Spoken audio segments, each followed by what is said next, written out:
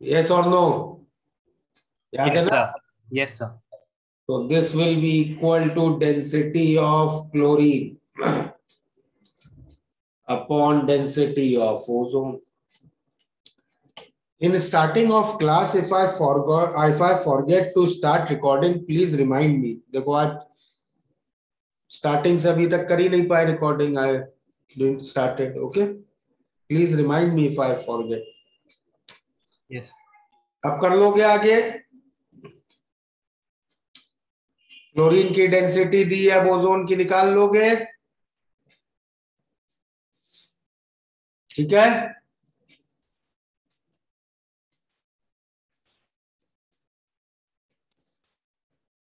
19. 127 ml of a gas diffused in same time as 100 ml of chlorine under same conditions. तो rate of diffusion of x by chlorine क्या होगा? Gas का हो रहा है 127 ml time T में, chlorine का हो रहा है 100 ml टाइम टी में. This will be equal to root of 71 by molar mass of gas. तो क्या इक्वेशन आ गई यहां से?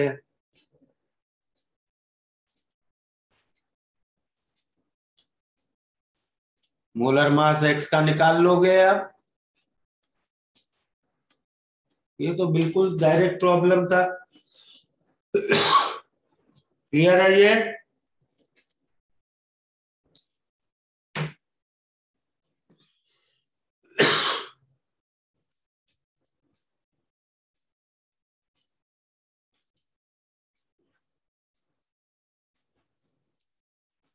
Twenty one.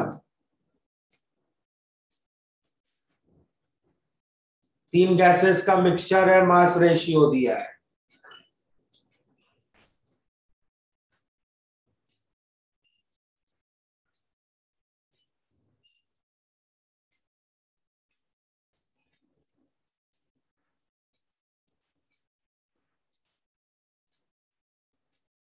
और रेट्स का रेशियो निकालना है. तो मोल्स का रेशियो निकाल सकते हैं मास के रेशियो से.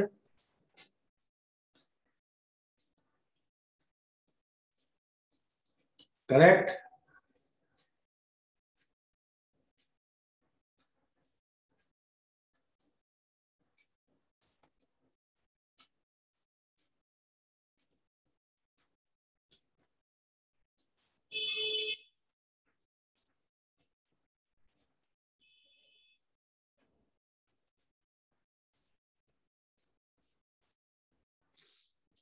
अग्रीड. एक Yes, sir. एक मिक्सचर में जो मोल्स का रेशियो होगा वही पार्शियल प्रेशर्स का भी रेशियो होगा.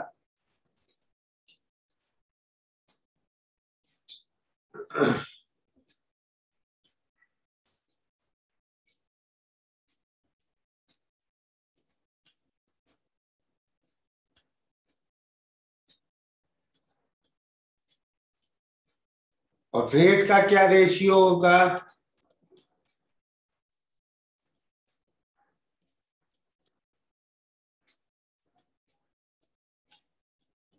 रेट का रेशियो होगा partial pressure by root of molar mass का रेशियो.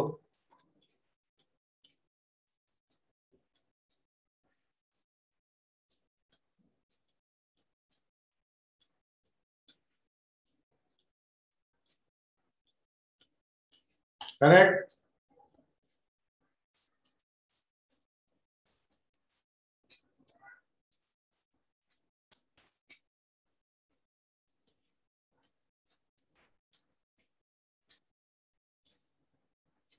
सिंप्लीफाई कर लोगे अब इसको.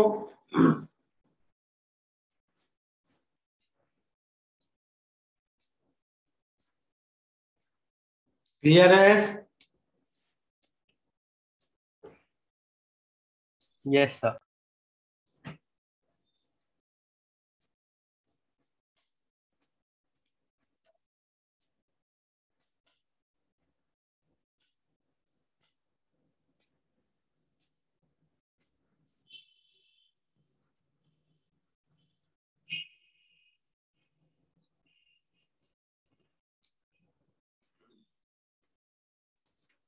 20 second.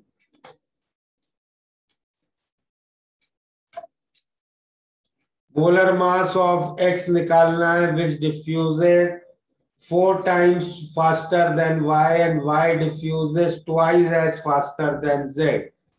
So I can say rate of diffusion of x by z is 8:1, which will be equal to molecular weight of z is 128.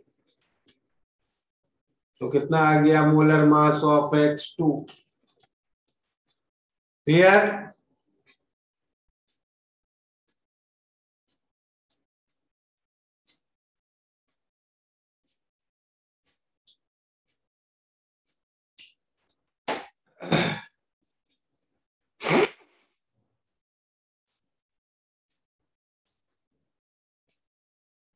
हो गया note इतना?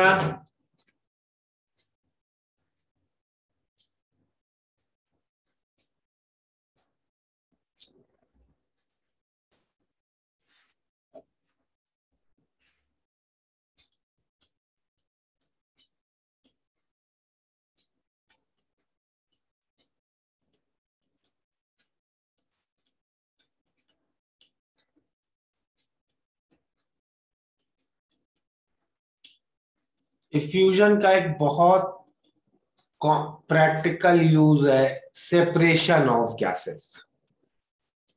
Okay, उसको समझते हैं क्या होता है इसमें। मान लो मेरे पास एक कंटेनर है,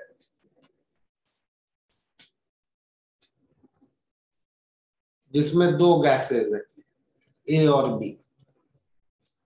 ए के मोल्स हैं Na, बी के मोल्स हैं Nb। करेक्ट? ठीक है, इसको मैं कहता हूं कंटेनर 1। मैं इस कंटेनर में एक होल करता हूं जिससे गैसेस फ्यूज करती है। तो what will be Ra by Rb of container 1? Can you tell मी?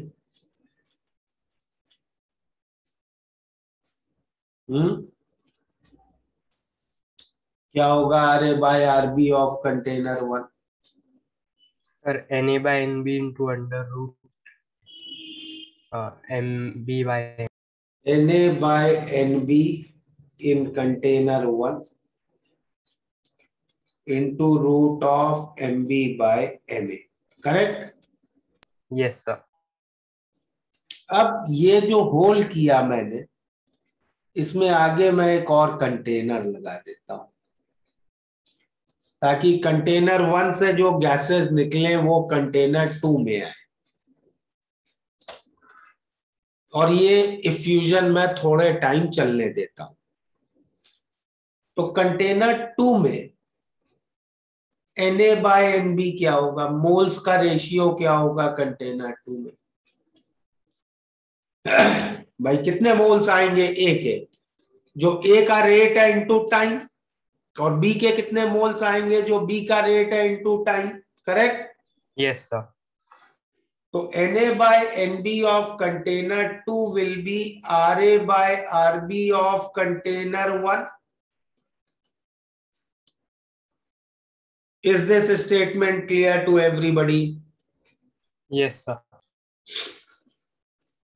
थोड़ी देर ये करने के बाद मैं ये कनेक्शन बंद कर देता हूं। अब कंटेनर 2 में भी ए और बी आ गए। अब मैं कंटेनर 2 में होल करता हूं और उनकी गैसेस को कंटेनर 3 में कलेक्ट करता हूं। तो what will be Ra by Rb of container 2? बताओ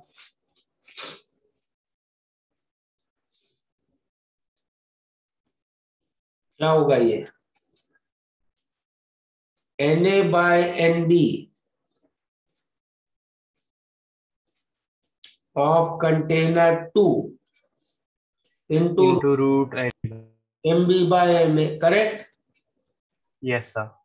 और Na by Nb of container 2 क्या है? Ra by Rb of container 1। Yes sir.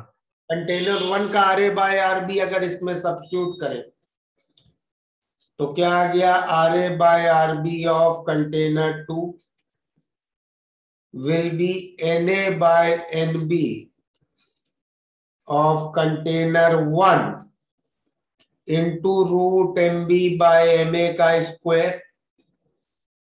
Agreed?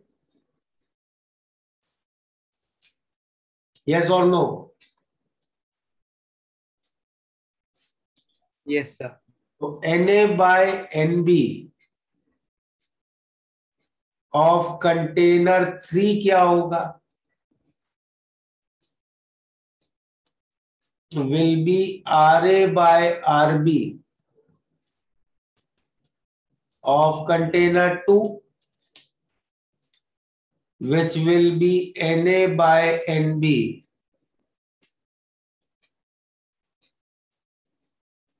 of container 1 into root MB by MA का स्क्वायर। करेक्ट? Yes, sir. और इस तरह एक के बाद एक बहुत सारे कंटेनर लगाते जाए। तो किसी टीएथ कंटेनर की अगर मैं बात करूं तो बिल्कुल सिमिलर अप्रोच से मैं क्या कह सकता हूं, what will be NA by NB in teeth container, NA by NB in first container into under root MA by ME raised to T minus 1.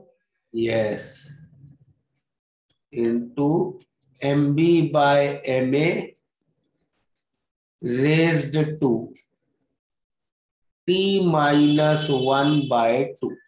Square root को बाहर ही लिख लिया है, ठीक है। Yes, sir.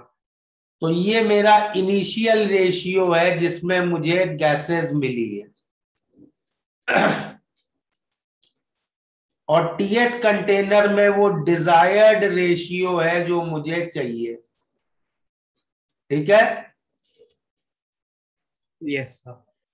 और इसमें टी क्या है, कितने कंटेनर्स मुझे लगेंगे ये अचीव करने में, और T minus 1 क्या है, कितने स्टेप्स मुझे लगेंगे, कितने स्टेप्स डिफ्यूजन के या इफ्यूजन के कराने पड़ेंगे, ठीक है। Clear? Yes, sir.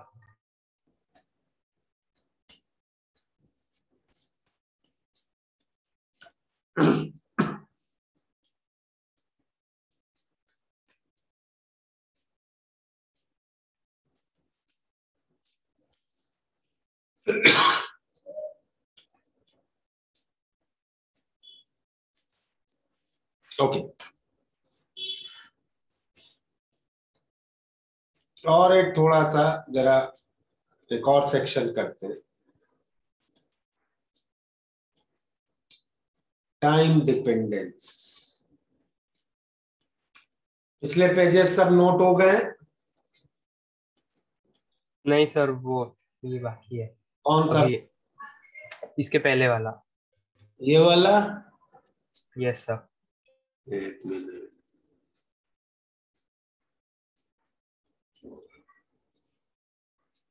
Line number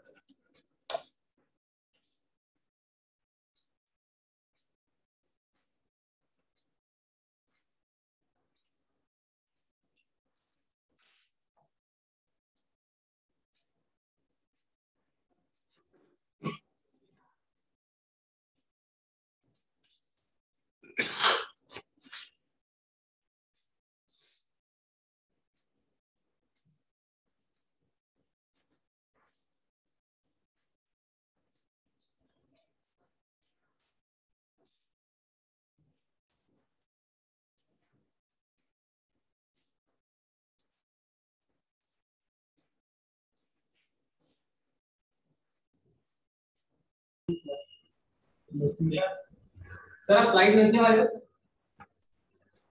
note कर लो, स्लाइड तो भेजूंगा लेकिन तब भी क्लास में साथ में नोट करते रहा करो। नहीं सर, डाउट लिखने रहेंगे। हाँ, बोलो क्या डाउट है? नो सर, तो आपने क्वेश्चन 19 और 22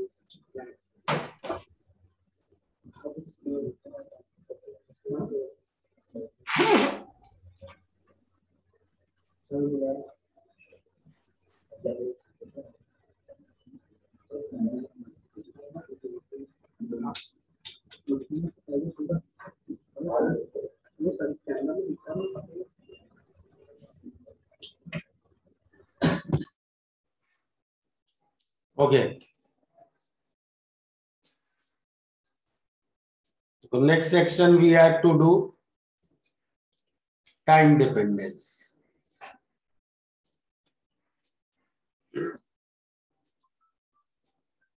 Just 1 minute.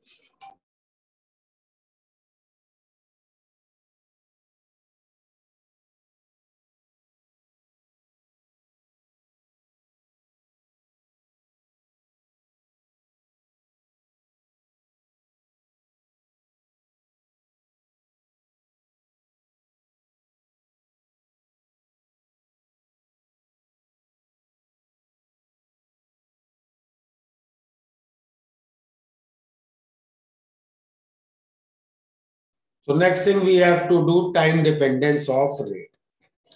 तो रेट किस किस फैक्टर पे डिपेंड करता है, याद है ना?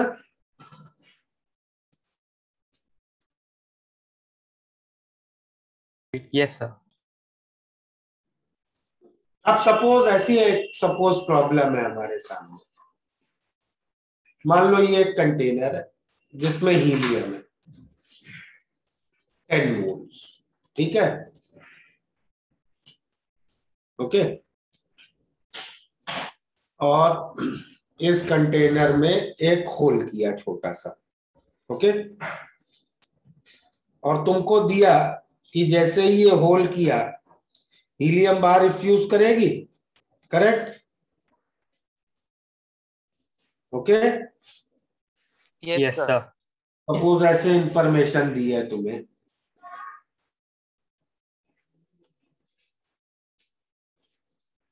ऐसे इंफॉर्मेशन दी है as soon as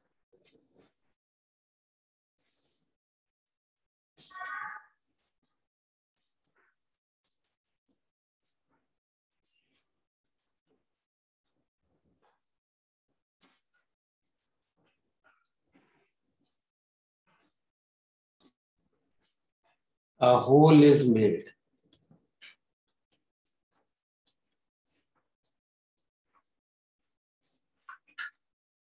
Helium starts to effuse out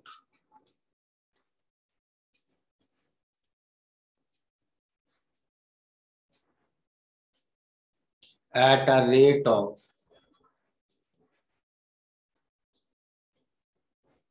0.01 moles per minute. ठीक है. Find the moles of helium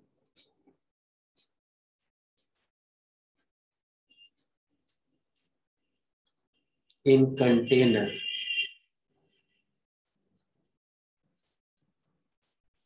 after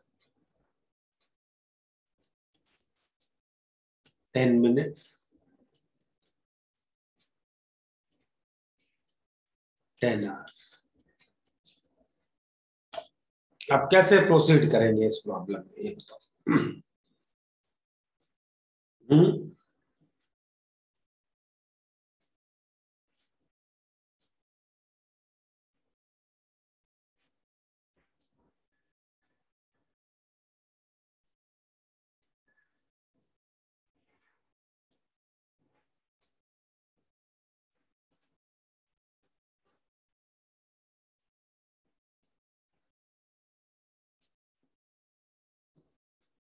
बोलो.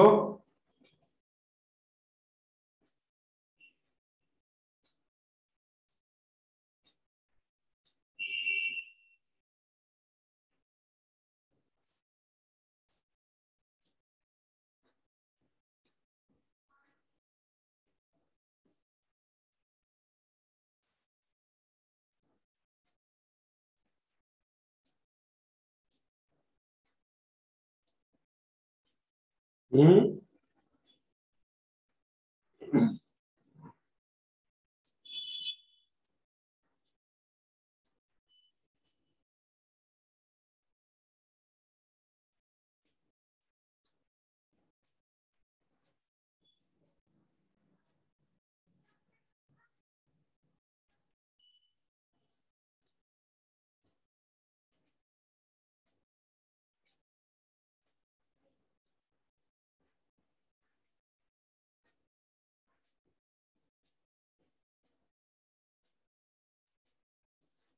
बताओ भाई, कैसे प्रोसीड करेंगे इस प्रॉब्लम में?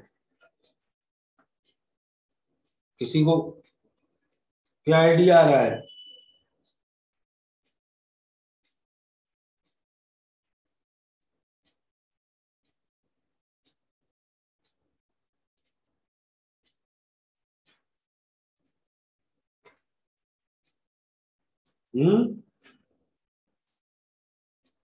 अप्रोच बोलो।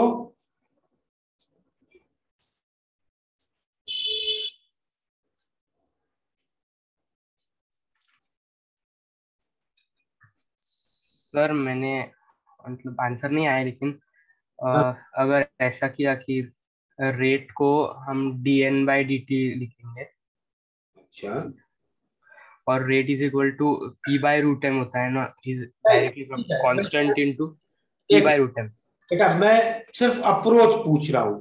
तो तुम अप्रोच ये कहना चाह रहे हो कि एक डिफरेंशियल इक्वेशन बनाओ एन में, एन और यस सर। एक डिफरेंशियल इक्वेशन बनाओ और उसको इंटीग्रेट करो। Yes sir. करेक्ट, और उससे निकालो। करेक्ट, यही तुम कहना चाह रहे हो? Yes sir. ओके। नाउ इसको दो तरीके से देखो। एक तो ये अप्रोच है कि भाई एन की मैं टाइम डिपेंडेंट इक्वेशन बनाऊं, एक डिफरेंशियल इक्वेशन बना के इंटीग्रेट करके उस तरह से प्रोसीड करूं। और दूसरा अप्रोच है मैं सीधे सीधे रेट को टाइम से मल्टीप्लाई कर दूं। भाई रेट दी है तुम्हें ना, रेट क्या होता है? Moles diffuse per unit time, और टाइम दिया है तो उतने टाइम में कितने मोल्स डिफ्यूज हुए वो सीधे निकाल सकते हैं ना। कौन सा ज्यादा एक्यूरेट लग रहा है? सेकंड वाला।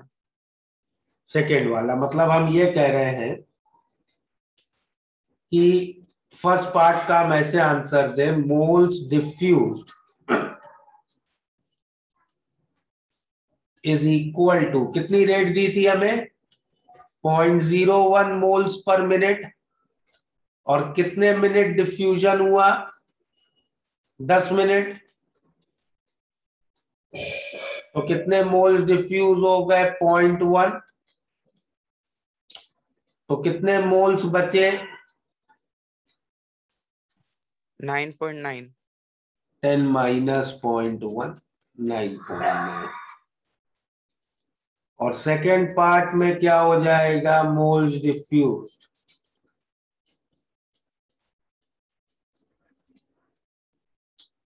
0.01 moles per minute into time कितना दिया है अब? 10 आवर्स, मतलब 600 मिनट्स। ठीक है, यस सर। तो कितने मोल्स डिफ्यूज हो गए? 6 मोल। तो अब मोल्स कितने बचे? 4। या, ठीक है। लेकिन इस अप्रोच में देखो, हमने ये माना है कि पूरे 10 घंटे में रेट यही रही। करेक्ट, रेट चेंज नहीं हुई। अब रेट ऑफ डिफ्यूजन किस पे डिपेंड करता है? गैस के पार्शियल प्रेशर पे डिपेंड करता है। Yes sir. और पार्शियल प्रेशर किस पे डिपेंड करेगा? उस गैस के कितने मोल्स हैं कंटेनर पे। करेक्ट, यस और नो?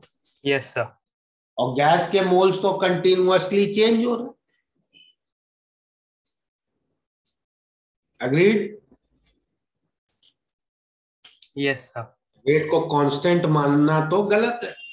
तो ये अप्रोच तो समझ में आ रहा है कि गलत है, क्योंकि भाई रेट टाइम के साथ चेंज होगा। जो जिस रेट से डिफ्यूजन स्टार्ट हुआ है हमेशा वही रेट थोड़ी न रहेगी, करेक्ट? Yes, sir. तो अब कैसे प्रोसीड करें? तो अब दूसरा तरीका जरा समझते हैं। दूसरे तरीके में क्या करना है, पहले हमें एक टाइम डिपेंडेंट इक्वेशन बनानी है। तो स्टार्टिंग में भाई कंटेनर का वॉल्यूम मान लो एट टी इक्वल टू 0, क्या कंडीशन है? 10 मोल है हीलियम के, करेक्ट? और वॉल्यूम मान लो V0 है, टेम्परेचर T0 है और प्रेशर P0 है। किसी time t equal to T पे क्या होगा? वॉल्यूम और टेम्परेचर तो बदलेंगे नहीं, करेक्ट? मोल्स मान लो अब n मोल्स है, प्रेशर अब P है, ओके? Yes, sir. इस टाइम पे रेट किसके प्रोपोर्शनल होगी? रेट अभी हम लोगों ने ग्राम्स लॉ से किया ना, किसके प्रोपोर्शनल होती rate? Rate is proportional to P pressure, by तो पी नॉट बाय रूट है। और इस समय रेट किसके प्रोपोर्शनल होगी? पी बाय रूट है। तो मैं एक इक्वालिटी की तरह लिखता हूं इसको, R is equal to K P bye root है, सही है? yes, sir. और यहाँ पे वैसे ही लिख देता हूं R naught is equal to K P naught by root है। आर नॉट हमें दिया है कितना? 0.01। इसके पी नॉट को मैं क्या लिख सकता हूं? N naught R T not by V naught, N naught है 10 मोल्स बाय रूट एम, ठीक है? Yes, sir. यहां पे रेट को मैं क्या लिखूं? रेट को मैं जनरली ऐसे लिख सकता हूं ना, minus D N by D T. ये एक तरीका था ना रेट लिखने का, moles diffuse per unit time, correct? Yes, sir. Is equal to K by root N. और प्रेशर इस समय क्या है? N R T not by V naught, agreed? Yes, sir. इस इक्वेशन से देखो, K R T not by root M V not को तुम क्या लिख सकते हो? 0.01 bye N naught which is 10 moles, correct? Yes, sir. वो अगर मैं यहाँ सब्स्टिट्यूट कर दूं तो क्या इक्वेशन बन गई? Minus D N by D T, K R T not by root M V not को पूरा 10⁻³ लिख दिया एन। तो यहां से इक्वेशन बन गई minus D N by N is equal to 10⁻³ D T, integrating 0 to T 10 moles to any N moles. क्या इक्वेशन आ जाएगी ये? लॉग ऑफ, माइनस भी चलो रहने दो, minus L N N by 10 is 10⁻³ T, correct? Yes, sir. तो n क्या आ गया यहां से? 10 इंटू e⁻⁻10⁻³ टी। तो किसी भी टाइम पे कितने मोल्स बचे होंगे? इतने। अब अगर इस इक्वेशन से मैं प्रोसीड करूं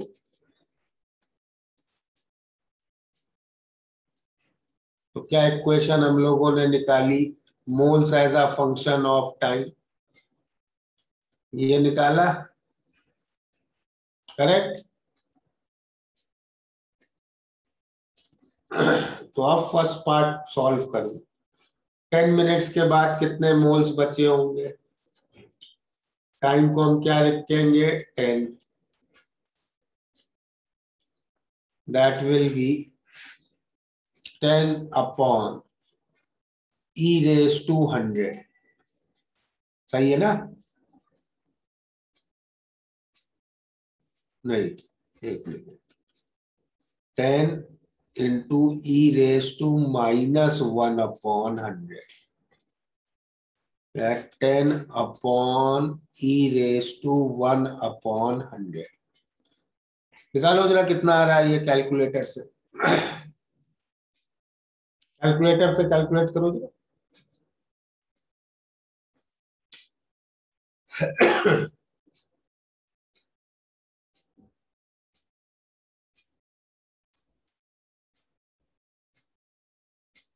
हम्म,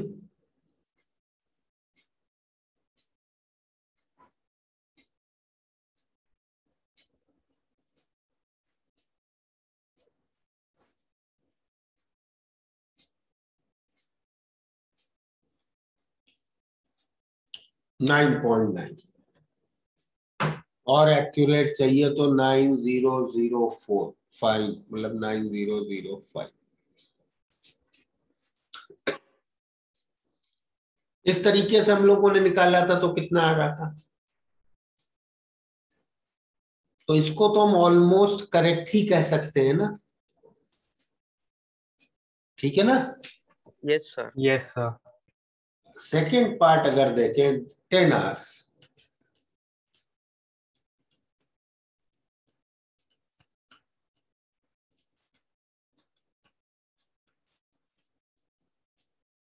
कितना हो जाएगा? 6/10।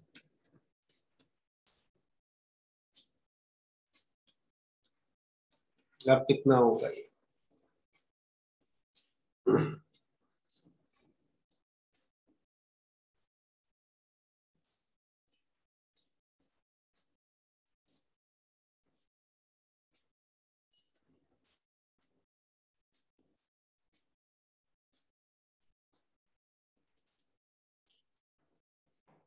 अब आ रहा है 5.488 और ऐसे आ रहा था 4।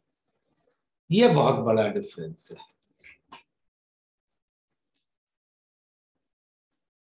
तो ये करेक्ट है। अब तो क्या समझ में आया इससे? क्या कंक्लूजन है? सर अगर टाइम बहुत कम हुआ तो? For short time intervals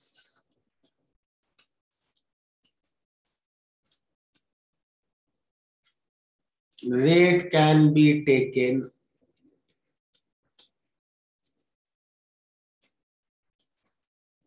constant, but for long time intervals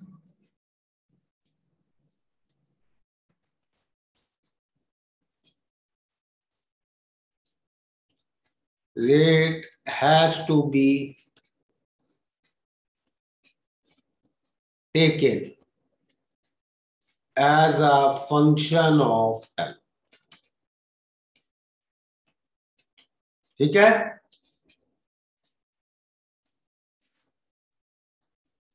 समझ में आया ये? Yes, sir. नोट हो गया?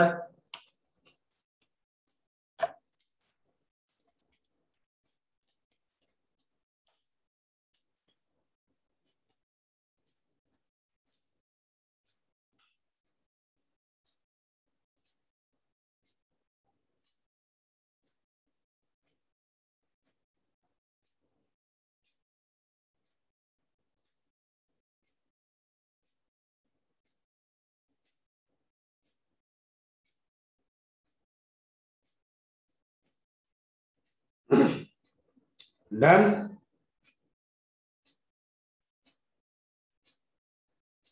Sir, please resend.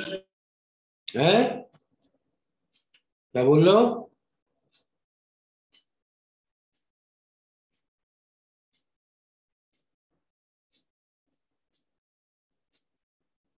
कौन था भाई?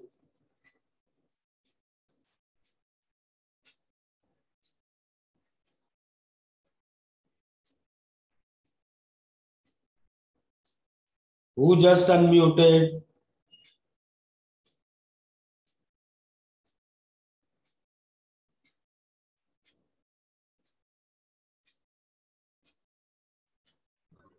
Sir, please send the link of group. WhatsApp. हाँ बोलो. Sir, please send link of WhatsApp group. Okay.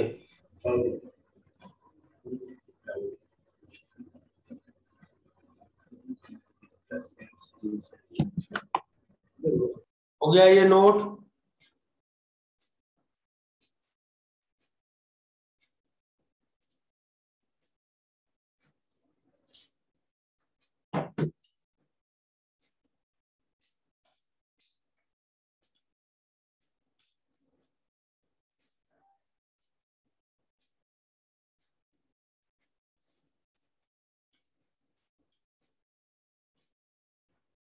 Expertise के क्या क्या प्रॉब्लम्स हम लोगों ने कर लिए.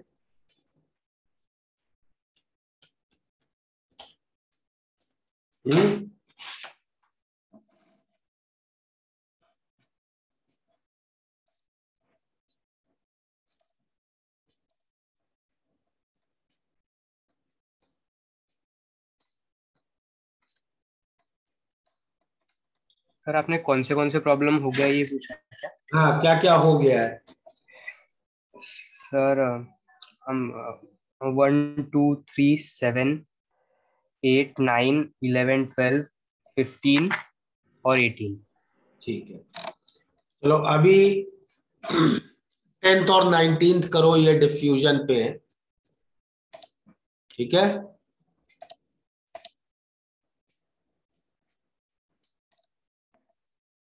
ग्रुप का लिंक मैं चैट पे भेज रहा हूं. जिन लोगों ने ज्वाइन नहीं किया तुरंत अभी कर लें.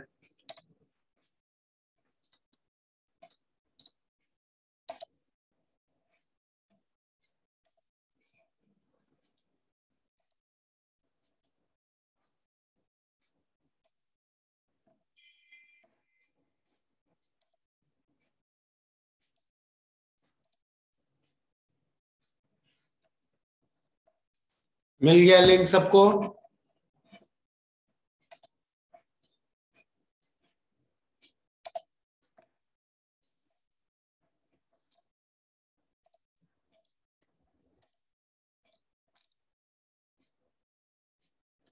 बोलो लिंक मिला.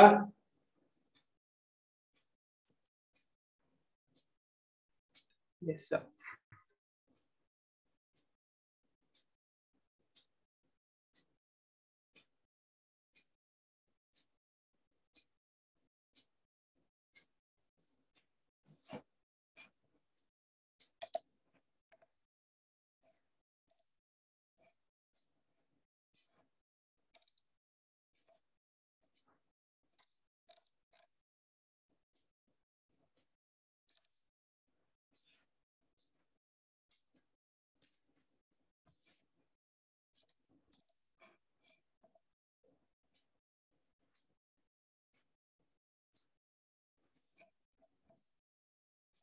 ज्वाइन कर लिया सबने जिनको ज्वाइन करना था.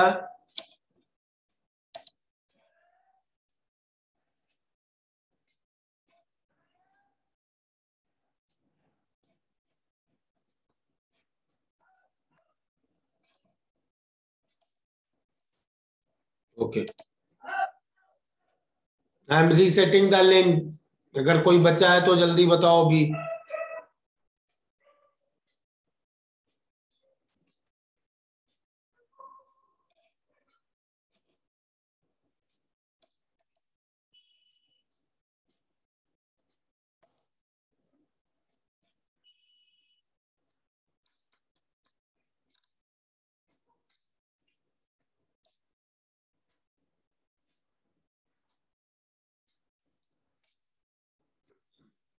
डीपीपी कहां तक कंप्लीट हो गई है.